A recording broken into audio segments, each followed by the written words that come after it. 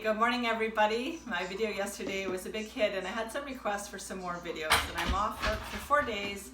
So I'm making yogurt anyways this weekend. I make it every weekend. So I thought I would just walk you through how you can make fresh homemade yogurt for your family.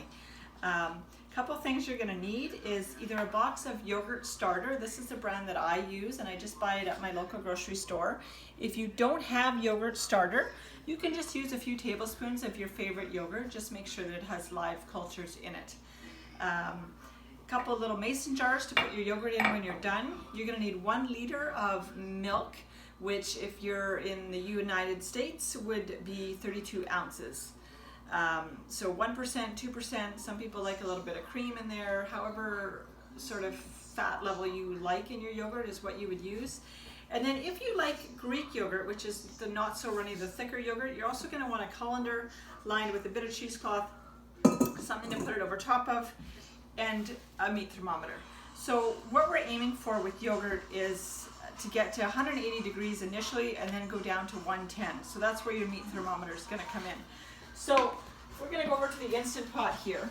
If you want to make yogurt, I apologize because this isn't going to apply to everybody. In order to make yogurt, you need to have an Instant Pot Duo. So if you haven't bought an Instant Pot and you'd like to make yogurt and you're out shopping, you want to buy the Duo, which is that it does 7 functions, not 6, and it has a yogurt button on it. So again, if you want to make yogurt, you need the Duo, not just the regular Instant Pot. So all we're going to do is we're going to take our liter of milk, and we're going to go over to our pot and pour the milk in.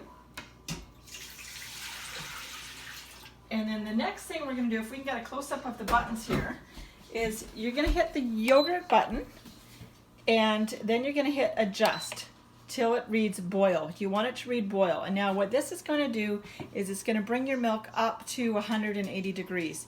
And that's what that's doing, is killing any bacteria that might be in the milk. Because when we're done, we're going to cool it down and let it incubate and grow the culture. So when it's growing the culture, if it's also growing bacteria that's in there, you're going to get sick. So the point is to pasteurize this milk.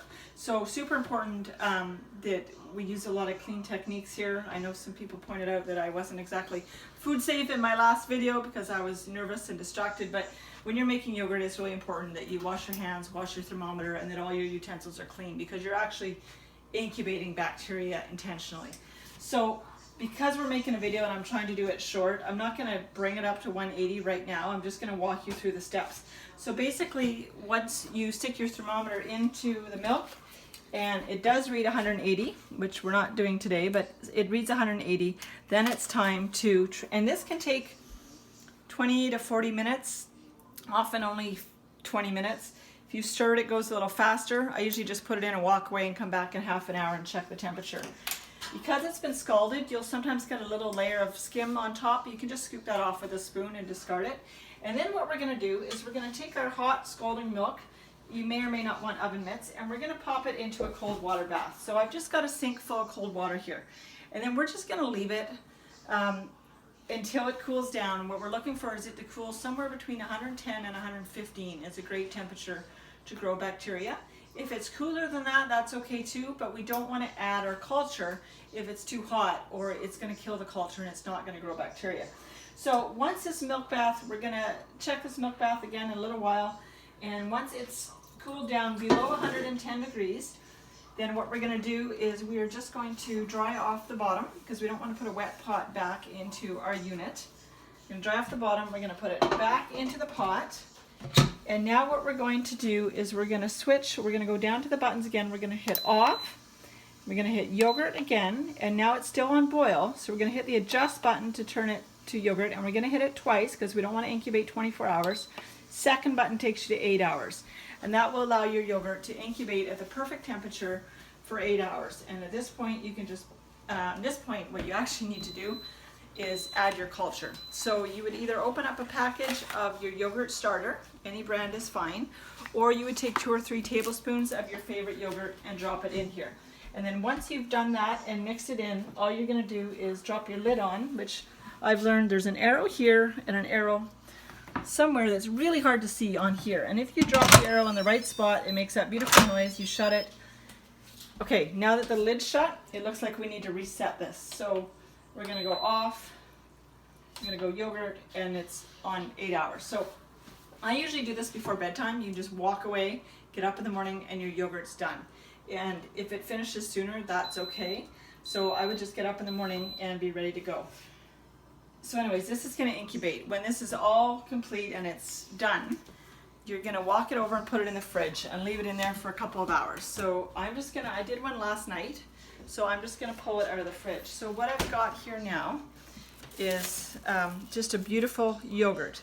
Now, if you like your yogurt creamy, if you like your yogurt kind of runny, then you can just have it right out of the fridge. You can add some stevia, some maple syrup, some honey, fruit, whatever you want. This is an unsweetened yogurt, so you need to sweeten it. If you like a Greek yogurt, which is quite thick, which is how I prefer mine, then you're going to want to drop it into a strainer with some cheesecloth. This is already partially strained because I strained it this morning and then realized that I might as well make a little video. So you're just going to drop it into a strainer. Let all the, I think it's the whey that gets strained out. And then you're left with a beautiful, thick, rich Greek yogurt. So I would leave that in there for, say, half an hour. You're going to see the whey dripping out the bottom. And then what you're left here is a nice, thick Greek yogurt. And again, if you don't like Greek yogurt, you just have it right out of the pot. And then I scoop it into some little jars, put them in the fridge, and they keep for about a week. Again, you need to add your favorite sweetener. So, you know, some stevia, some honey, maple syrup.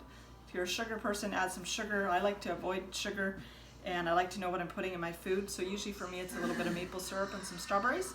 But there's your homemade yogurt. So I hope you enjoyed my second video.